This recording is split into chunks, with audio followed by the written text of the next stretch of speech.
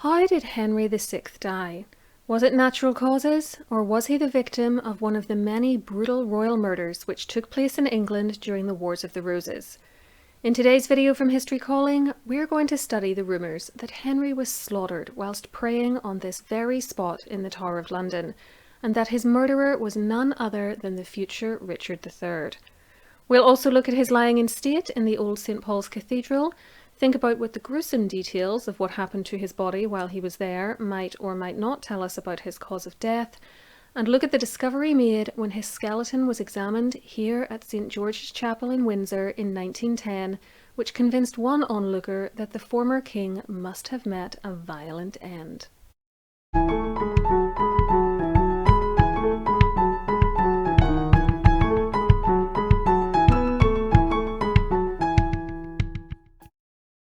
As always, please remember to give this video a like, subscribe to the channel with notifications switched on so you never miss one of my uploads, and follow me on Instagram.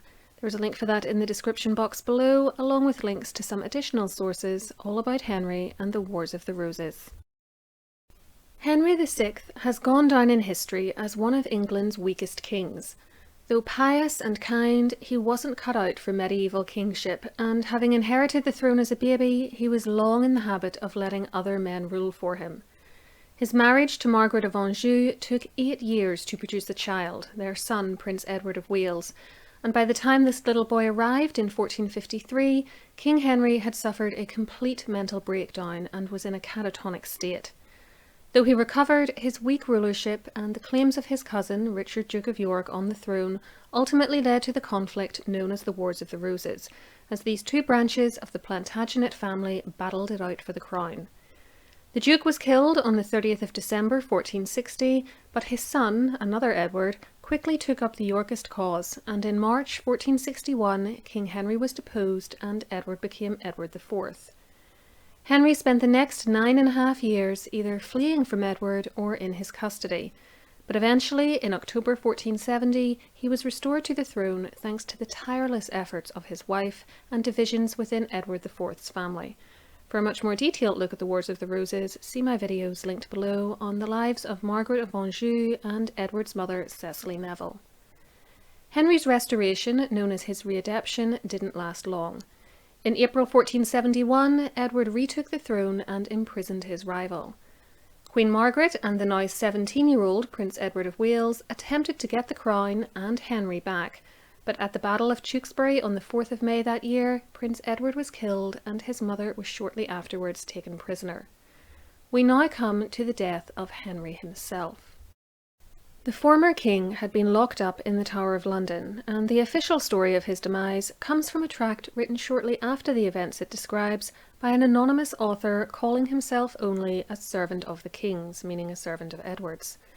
It is entitled History of the Arrival of Edward IV in England and the Final Recovery of His Kingdoms from Henry VI AD 1471. In this publication, which states that Henry had occupied the throne unlawfully, we are told that upon learning of the death of his son, who he hadn't seen since 1463, he, quote, took it to so great despite, ire and indignation that, of pure displeasure and melancholy, he died the 23rd day of the month of May. If true, this was remarkably convenient for Edward IV. Within days, the Prince of Wales had been defeated and killed, Queen Margaret had been captured, and now Henry VI had dropped dead. Right away, though, there were rumours that Henry's death had nothing to do with natural causes. On the 17th of June, the Milanese ambassador at the French court, a man named Sforza di Bettini, reported to his master, the Duke of Milan, that King Edward has not chosen to have the custody of King Henry any longer. Although he was in some sense innocent, and there was no great fear about his proceedings, the prince his son, and the Earl of Warwick being dead, Warwick was one of King Edward's cousins, but he defected to Margaret of Anjou, as well as all those who were for him and had any vigour, as he has caused King Henry to be secretly assassinated in the Tower where he was a prisoner. They say he has done the same to the Queen, King Henry's wife. He has, in short, chosen to crush the seed. Di Bettini wasn't in England, and his information about Queen Margaret was certainly wrong, as she actually lived on until 1482 and was ultimately sent back to France, but his report shows what the rumours were in Europe's courts just a few weeks after Henry's death. These rumours then persisted over the following years and decades. The historian and priest John Roos, who wrote his book Historia Regum Anglia, meaning History of the Kings of England between about 1480 and 86, reported that after he had again been locked up, Henry was, quote, crowned with martyrdom, a phrase which can only mean murdered. Another chronicle, dating to the mid-1480s and once thought to have been written by a John Warkworth, though its authorship is now in doubt, says that the same night that King Edward came to London, this is Edward returning from his victory at the Battle of Tewkesbury, King Harry, which I take to be a 15th century spelling of Harry, being inward in prison in the Tower of London, was put to death, the 21st day of May, on a Tuesday night, betwixt 11 and 12 of the clock, being then at the Tower the Duke of Gloucester, brother to King Edward, and many other. And on the morrow he was chested and brought to Paul's, and his face was open that every man might see him. And in his lying he bled on the pavement there, and afterward at the Blackfriars was brought, and there he bled new and fresh, and from thence he was carried to Chertsey Abbey in a boat, and buried there in Our Lady Chapel. This chronicle is interesting for a couple of reasons. First, it's the only source which says that Henry bled in his coffin. We have official expenditure records, called issue rolls, which show payments made to a Mr. Hugh Bryce after Henry's death, quote, for wax, linen cloth, spices, and other ordinary expenses by him appointed and spent about the burial of the said Henry of Windsor, who died within the Tower of London. If Henry was properly embalmed and wrapped up in these linens, we wouldn't necessarily expect to see bleeding a day later, but then again, perhaps the liquid was embalming fluid, or he wasn't embalmed well and the weather in late spring contributed to rapid decomposition. If you've seen my video, linked on screen and below, on whether Henry VIII's body exploded in his coffin, you'll know that bodies leaking fluids, even after being embalmed and placed in a closed coffin during winter, was far from unheard of. Never mind an open coffin in May. The other point of interest in this chronicle is that it might be taken to insinuate that Edward IV's brother, Richard, Duke of Gloucester, the future Richard III, was in some way responsible for Henry's death. It stops short of actually saying this, however, as did the Crowland or Croyland Chronicle, written in about 1486, which reported that I shall say nothing at this time about the discovery of King Henry's lifeless body in the Tower of London. May God have mercy upon and give repentance to him, whoever it might be, who dared to lay sacrilegious hands on the Lord's anointed. And so let the doer merit the title of tyrant, and the victim that of glorious martyr. The body was put on view for a few days in St. Paul's Church in London, and then carried along the Thames in an illuminated barge solemnly equipped for the purpose, to the monastic church of Chertsey in the Diocese of Winchester, 15 miles from the city, to be buried. In fact, as regards the murderer, some historians have argued that the Crowland Chronicle actually exculpates both Edward IV and Richard III because they were both dead by 1486, and the writer hopes that the murderer will gain repentance, suggesting that they were still alive at that point. Others were not so reticent about blaming Richard. The Chronicles of London have this to say on the matter. Also upon Ascension evening, King Henry was brought from the Tower through Cheap onto Paul's upon a bier. That's a kind of framework you can carry a body or a coffin on. And about the bier, more glevis, which is an old word meaning spears or lances, and which I may not have pronounced correctly, and staves than torches, who was slain, as it was said, by the Duke of Gloucester. But how he was dead, there he was brought dead, and in the church the corpse stood all night, and on the morn was conveyed to Chertsey. There he was buried. Annoyingly, I'm not completely sure about the dates these chronicles were written up, as they were authored by different people over the years, but in this case it's at least the late 15th century. Next we have the memoirs of the French chronicler and diplomat Philippe de Comines, who worked at the court of King Edward and Richard's brother-in-law, Charles the Bold, Duke of Burgundy. These memoirs were written up during the 1480s and 1490s. He said that, quote, King Henry was a very ignorant prince and almost an idiot, and, if what was told me be true, after the battle was over, the Duke of Gloucester, who was King Edward's brother and afterwards called King Richard, slew this poor King Henry with his own hand, or caused him to be carried into some private place and stood by while he was killed. Comines isn't without his problems as a source. Even aside from writing long after the events he was describing, he wasn't living in England in 1471, he's light on details of how Henry was actually killed, and he admits that he is simply repeating an unsourced rumour. He's also made a noticeable error in his account, for the battle he refers to in this quote is actually the Battle of Barnet, which occurred on the 14th of April 1471, whereas we know Henry died after Tewkesbury, which occurred on the 4th of May. What else could he be wrong about, we might wonder. Another French writer, Bernard André, came to England after Henry VII's accession in 1485 and was a tutor to the latter's son, Prince Arthur.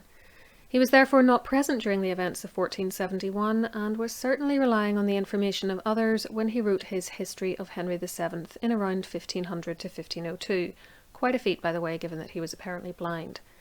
He said of Henry VI's death that Richard, thirsty for human blood, was sent by Edward IV to slaughter the former king, and proceeded to do so, though he then leaves a gap in his book where details of how the murder was accomplished should have been placed, which doesn't suggest that he had a very good source for his information. The English writer Robert Fabian, who died in 1513 and whose book The New Chronicles of England and of France was first published posthumously in 1516, claimed that then, upon Ascension evening next ensuing, meaning the 22nd of May, the corpse of Henry VI, late king, was brought unreverently from the Tower through the high streets of the city unto Paul's Church, and there left for that night, and upon the morrow conveyed with, here's this word again, glaives, and other weapons, as he before thither was brought unto Chertsey, where he was buried. Of the death of this prince divers tales were told, but the most common fame went that he was sticked with a dagger by the hands of the Duke of Gloucester, which after Edward IV usurped the crown and was king. Here we get the accusation against Richard again, but this time with the added detail that he supposedly stabbed Henry to death with a dagger. Note though that while Fabian was in England, was writing within living memory of these events, and was presumably able to speak to people who could recall them, he too says that he is merely reporting the most common gossip about the king's death, and admits that many tales were circulating about what happened to Henry. Still, if we choose to believe that the dead king bled in his coffin, a stab wound might help to account for this if the embalming hadn't been done well. Fabian is also thought by some to be the author of the Great Chronicle of London, possibly written about 1501 to 1502, and which closely follows the sequence of events laid out in the New Chronicles just quoted, stating that upon Ascension Eve, the corpse of King Henry VI was brought through Cornhill from the Tower, with a great company of men of that place, bearing weapons, as if they would have led him to some place of execution. And so they conveyed him to St. Paul's, where that night he was set in the body of the church, over against the image of Our Lady of Grace, open-visaged that he might be known. And upon the morrow, with a few torches, as he was brought thither, so was he thence conveyed unto the water's side, and from thence to Chertsey, and there buried. For him shortly afterwards God showed sundry miracles, of whose death the common fame then went that the Duke of Gloucester was not all guiltless. Again, he is sure about the details surrounding Henry's lying in state and burial, minus the bleeding, but calls the accusations against Richard III no more than the common fame, meaning the most popular gossip, and he doesn't say outright that the Duke of Gloucester killed the king. Moving forward to around 1512 to 13, the Italian writer Polydore Vergil was then in England and drafting his work Anglica Historia, which would eventually be published in the 1530s. Drawing on the earlier sources he had been able to get his hands on, and the stories still floating around England about the events of 40 years earlier, he wrote that Henry VI, deposed a little earlier, was put to death in the Tower. A persistent rumour has it that Duke Richard of Gloucester killed him with a sword to free his brother of all fear from his enemies. But whoever was the murderer of this most pious man, it is quite clear that both the murder and the men responsible were adequately punished. For afterwards, when they had no enemies on whom to vent and slake their savagery, they exercised their cruelty on each other, and polluted their hands with their own blood, as will be shown at the appropriate place below. This is probably a reference to the execution of Edward and Richard's brother, George, Duke of Clarence, which I already have a video on, and to Richard III killing the princes in the Tower, allegedly. Then Henry's body was removed without any honour from the Tower to St Paul's Cathedral and lay in its coffin for an entire day. And on the following day it was taken to the Benedictine monastery in the village of Chertsey, 15 miles from London, and buried there. But not long afterwards it was transferred to Windsor Castle and placed in a new tomb in the chapel of St George. Like Fabian, Virgil suggests that Henry was stabbed to death, notes the rumours of Richard III's involvement, and says that Henry's body wasn't treated with enough honour, though the expenses, which we know from the issue rules were paid to have him embalmed, laid in state and buried, suggest a respectable enough interment. Virgil also gives us the extra and accurate detail that Henry's remains didn't stay at Chertsey. Instead, in 1484, he was moved here to St George's Chapel in the grounds of Windsor Castle, where, irony of ironies, he now lies directly across the aisle from his usurper, Edward IV. Also writing in the 1510s was Henry VIII's future minister, Thomas More, who was preparing his History of King Richard III between about 1513 and 1518, though it would only be published in 1557. I've discussed the problems of More's work in other videos, so I'll just summarise here by saying that it's full of errors, clearly biased in favour of the Tudors, and on the whole, not a great source. Nevertheless, it's interesting for gaining a further understanding of how the story of Henry VI's death had evolved. Very helpfully, as you can see here, the British Library have actually digitised the exact page from the first edition in which More describes Henry's death. He says that Richard III, quote, slew with his own hands King Henry VI, being prisoner in the Tower, as men constantly say, and that without commandment or knowledge of the king, which would undoubtedly, if he had intended that thing, have appointed that butcherly office to some other than his own born brother. This neatly gets Edward IV off the hook, which was handy as he was the maternal grandfather of the then current monarch, Henry VIII. But I question how likely it is that anyone, even Edward's own brother, would have killed a high-status prisoner like Henry VI without the king's knowledge and agreement. Even More says this story is just something men constantly say, and is unable to offer any proof. How likely is it, in fact, that Richard had anything to do with Henry's death? In May 1471, Richard, Duke of Gloucester, was just 18 years old, and the events for which he is best remembered were still 12 years away, by which I mean the mysterious disappearance in 1483, also from the Tower of London, of his young nephews Edward V and Richard of Shrewsbury, and his own seizure of the crown at the same time.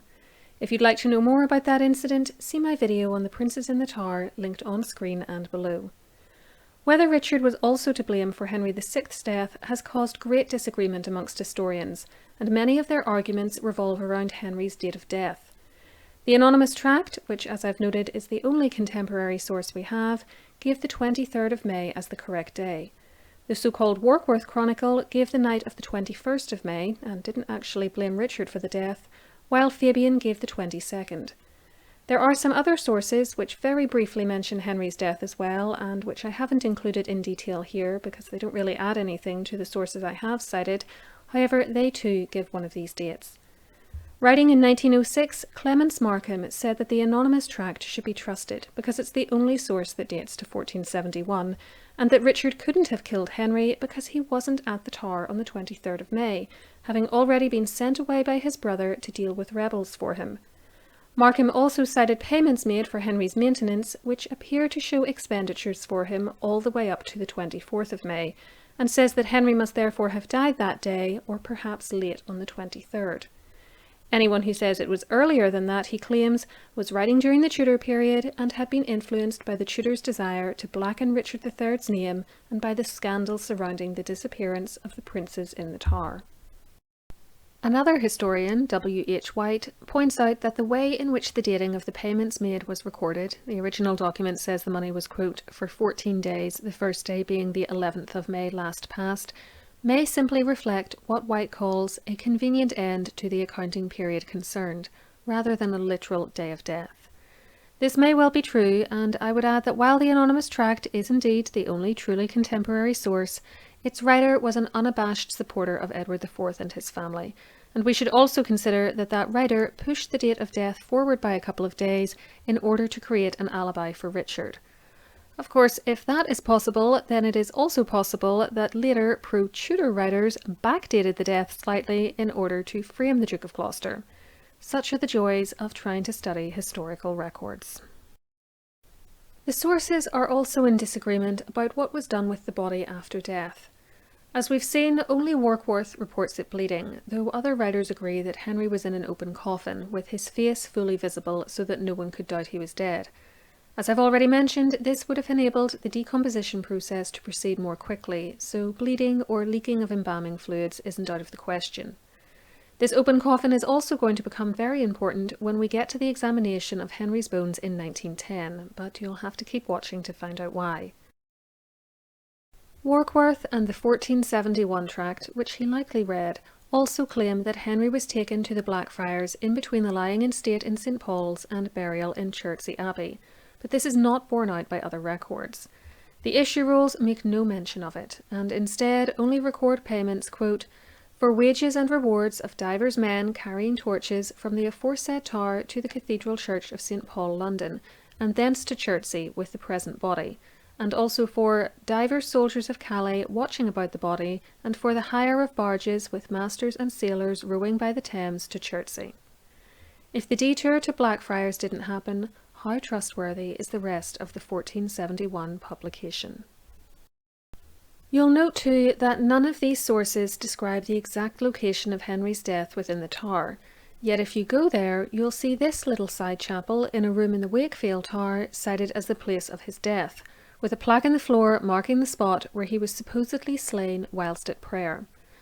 I've seen nothing in the primary sources to support this, and in fact there are other stories that he more likely died in the Lanthorn Tower, which you can see here, though it was actually rebuilt in the 19th century, as the Wakefield Tower wasn't being used for prisoners in 1471.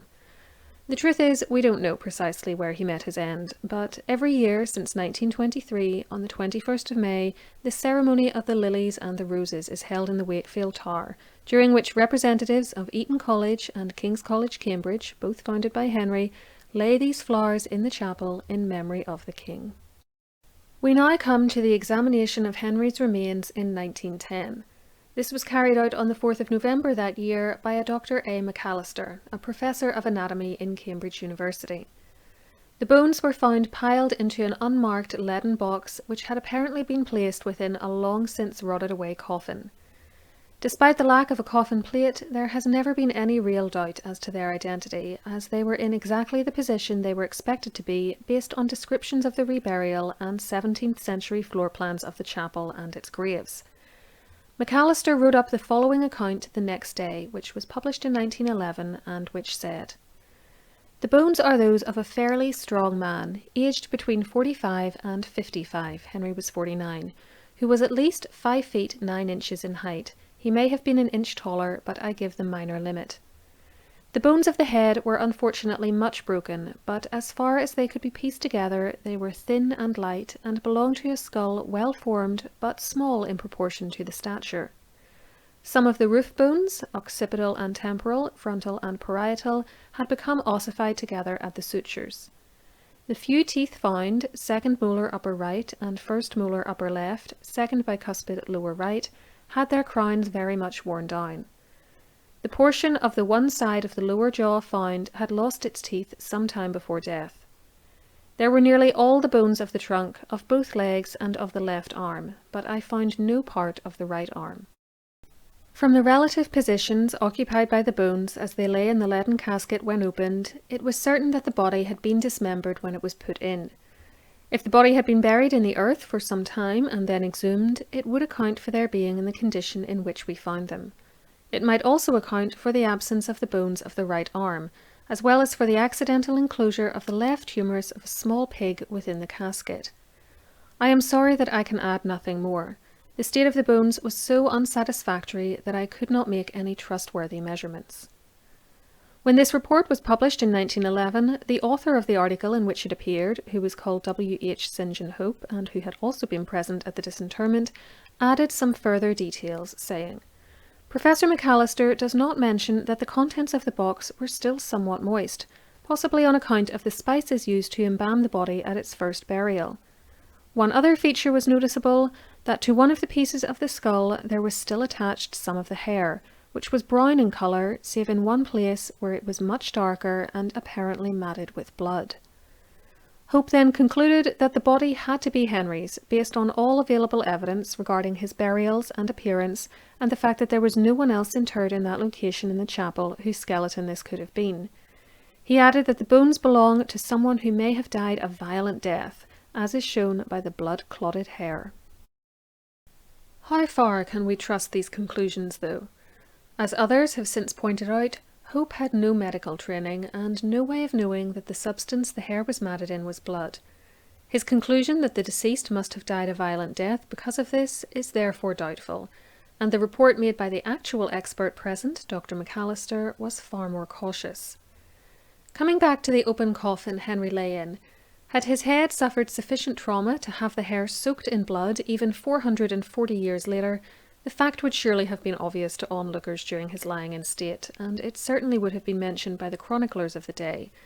Yet even when his bleeding in his coffin is described, we get no indication of where the blood was coming from, and no suggestion that it stemmed from a massive and fatal head wound. Such an injury also would have been inconsistent with the official story being put out that he had died of grief, and would lead us to wonder why he was ever displayed in an open coffin at all if he'd evidently suffered violence. As for the fact that the skull was in pieces in 1910, this also doesn't mean much when it comes to cause of death. Again, it would have been obvious and commented on by those who saw him in 1471 if the former king's head was this badly damaged. And if you believe the story that Richard killed Henry, blunt force trauma to the head doesn't tally with tales of being stabbed with a dagger or a sword.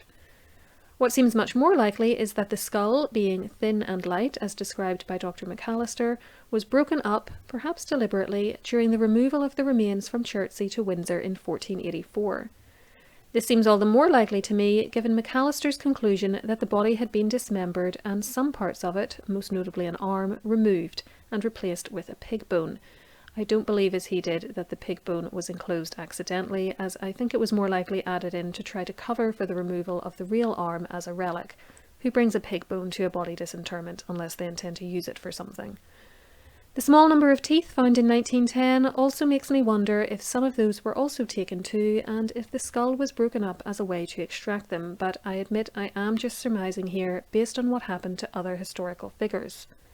Pieces of Queen Catherine Parr's body were taken as souvenirs during the many times she was disinterred, for instance, and some of Anne Boleyn's teeth were missing when the Victorians dug her up in the 1870s.